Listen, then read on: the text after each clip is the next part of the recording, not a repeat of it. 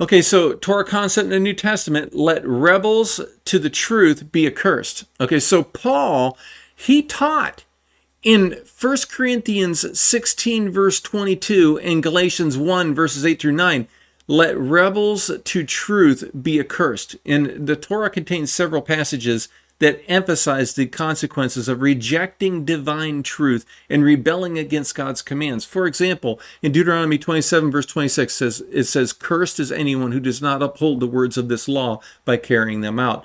And so this verse highlights the idea that rejecting God's law leads to bringing curse. Okay, and similar to Paul's warning in 1 Corinthians 16, verse 22, Galatians chapter 1, verses 8 through 9.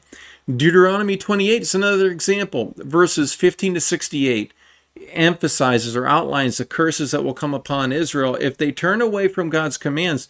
It reinforces the idea that rebellion against divine truth leads to severe consequences.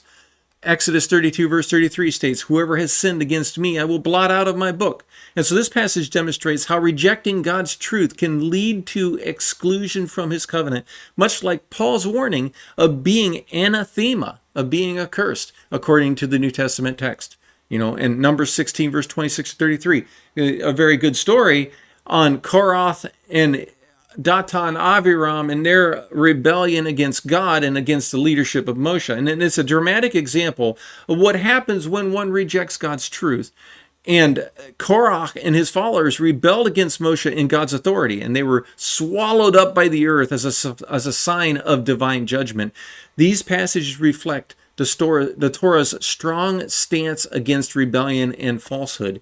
And again, this aligns with what Paul's teaching in the New Testament text. So this, again, is evidence that this is how Paul in the New Testament taught Torah.